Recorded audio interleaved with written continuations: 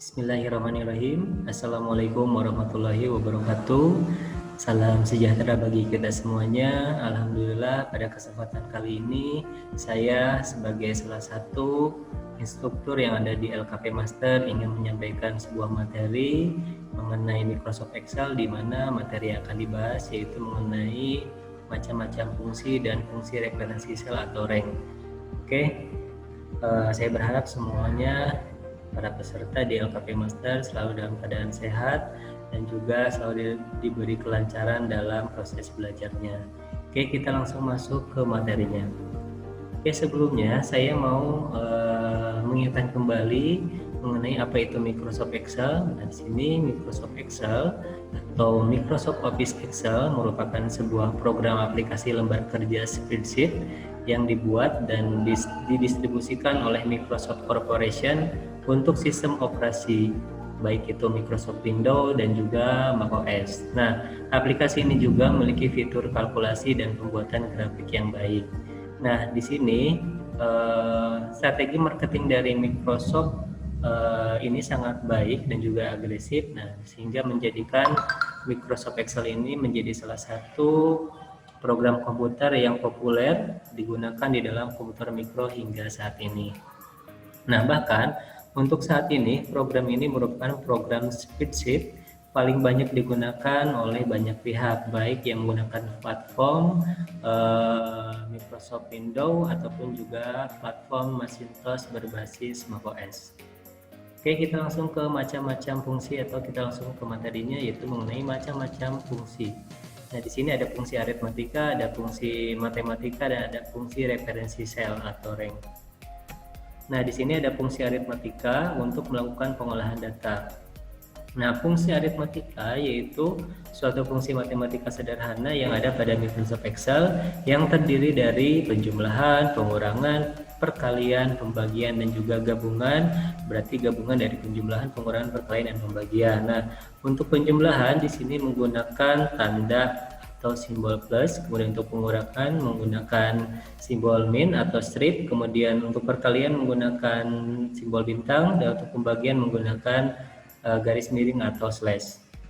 Oke, di sini ada contoh penggunaan fungsi aritmatika. Nah, di sini kita bisa lihat di tabelnya ada nilai 1 dan nilai 2. Nah, untuk nilai 1 nilainya ada 15, dan untuk sel C4 ini nilainya adalah 20. Nah, maka apabila untuk perkalian kita masukkan formulanya atau rumusnya, yaitu sama dengan B4 dikali C4. Ya, B4 dikali C4. Kemudian untuk pembagian berarti sama dengan B4 dikali B4 garis miring atau slash C4. Kemudian untuk penjumlahan berarti sama dengan B4 plus C4, dan untuk pengurangan yaitu B4 dikurangi C4. Nah, maka hasilnya seperti ini. Nah, enaknya di Excel ini apabila kita sudah masukkan satu rumus, nah maka kita bisa drag atau copy ke bawah, maka hasilnya adalah seperti ini ya. 15 dikali 20 yaitu hasilnya 300. Ya, 50 kali 10 yaitu hasilnya 500, dan untuk 10 kali 5 adalah 50. Begitu juga dengan pembagian ya. Di sini untuk 15 dibagi 20 itu adalah 0,75. Kemudian 15 ditambah 20 itu 35. Kemudian untuk 15 dikurangi 20 itu adalah 5. Nah, kita tinggal copy atau drag ke bawah, maka hasilnya akan otomatis muncul. Oke, itu mengenai fungsi aritmatika ya, dari perkalian, pembagian, penjumlahan, dan pengurangan. Oke, selanjutnya ada fungsi matematika untuk pengolahan data angka. Nah, di sini merupakan fungsi untuk menyelesaikan perhitungan yang berkaitan dengan matematika dan trigonometri. Nah, di sini ada fungsi sum, ada fungsi sum if, ada fungsi sum ifs, kemudian ada fungsi average, max, dan lain sebagainya. Nah, di sini ada fungsi sum yaitu untuk penjumlahan nilai yang ada pada rank tertentu ya. Rank di sini berarti contohnya rank A1 sampai A8, A1 sampai 5. Itu disebut sebagai rank. Kemudian ada fungsi if, di mana fungsi if ini untuk melakukan penjumlahan data dengan satu kriteria tertentu. Jadi melakukan penjumlahan tapi menggunakan satu kriteria. Sedangkan apabila sum ifs di sini menggunakan S, maka bisa menggunakan beberapa kriteria sampai dengan 127 kriteria. Nah, di sini untuk formulanya yaitu terdiri dari sum rank, yaitu merupakan rank atau sel-sel yang ingin dijumlahkan datanya. Kemudian di sini ada kriteria rank, yaitu untuk menentukan nilai dari rank yang ingin diuji atau dievaluasi. Sedangkan untuk kriteria di sini digunakan untuk menentukan kriteria dari data yang ingin dijumlahkan. Tadi diinformasikan maksimal adalah 127 kriteria.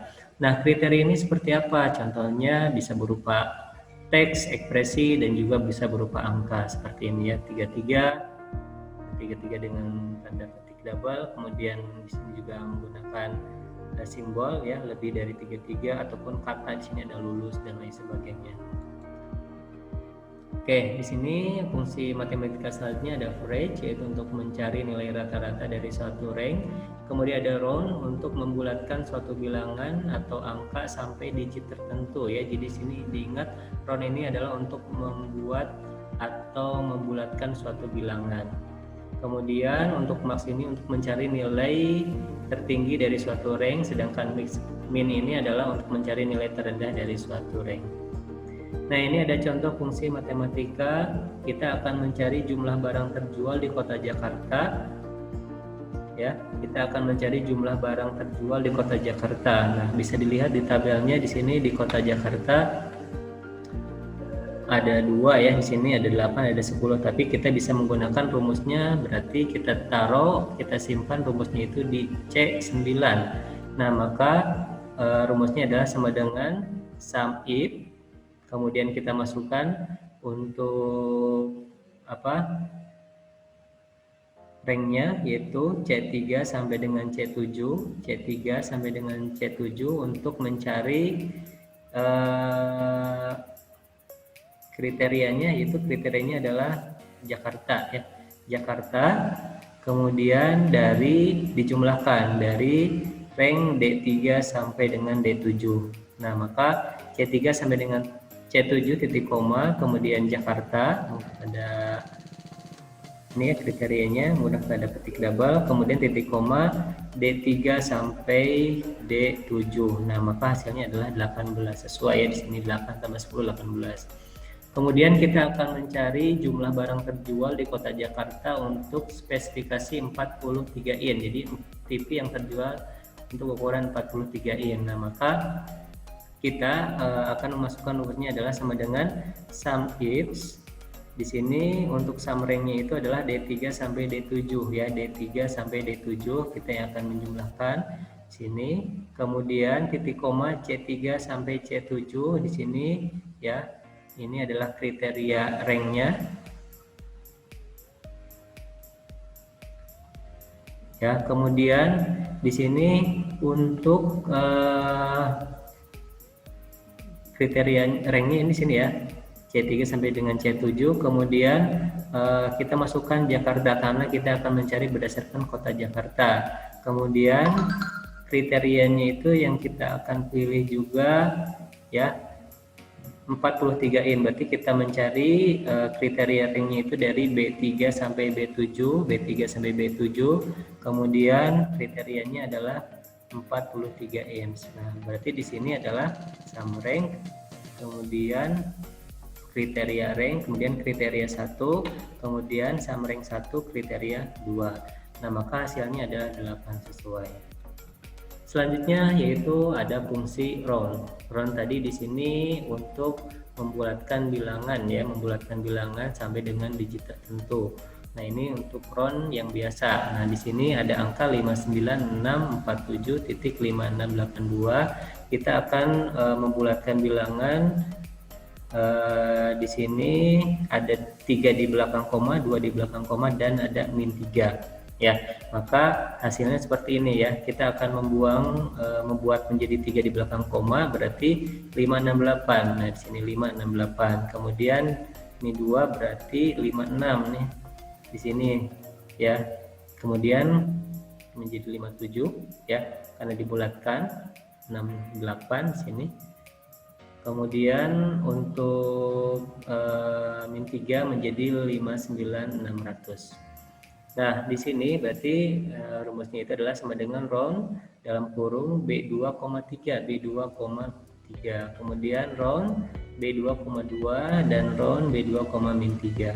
Kemudian round juga memiliki dua sub ya. Kemudian di sini ada round down, ada round up. Untuk round down berarti menurunkan ya ke bawah, membulatkan ke bawah. Untuk round up membulatkan ke atas. Nah, di sini nilainya sama. Nah, di sini akan membulatkan ke bawah dan di sini akan menjadi 3 ya di belakang koma. Nah, maka hasilnya adalah 568. Kemudian di sini 256. Ini karena di ke bawah ya, maka tidak seperti ini 57 tapi menjadi 56. Kemudian untuk min 3 menjadi 59. Sini 59000 gitu. Nah, di sini rumusnya sama dengan round down. Kemudian dalam kurung di sini menggunakan simbol dolar ya, dolar B dolar 5,3. Itu untuk yang round down. Yang lainnya juga sama, menggunakan simbol dolar atau menggunakan ini absolut ya, dari B5.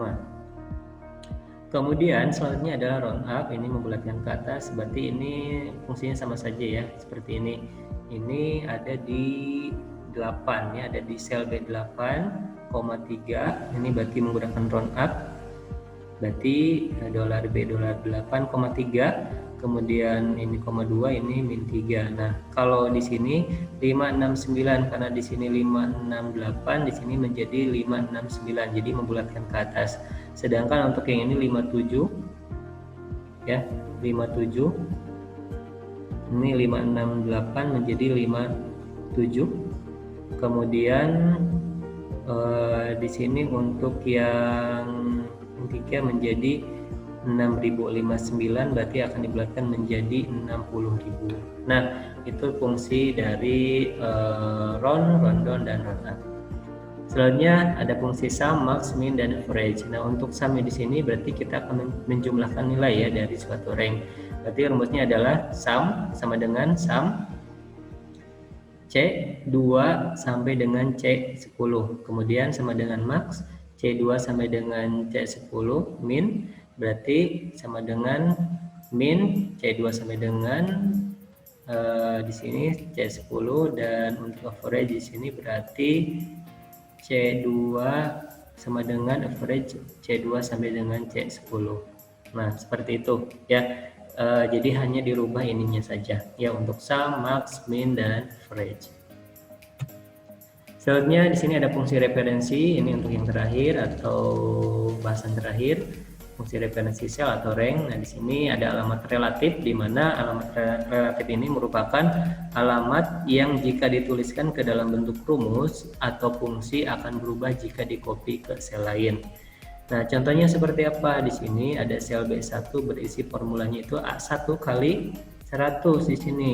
A1 kali 100. Di sini A1 ini bernilai 5, apabila dikali 100 menjadi 500. Kemudian si sel B1 ini kita copy atau kita drag ke sel B2, maka rumusnya akan berubah menjadi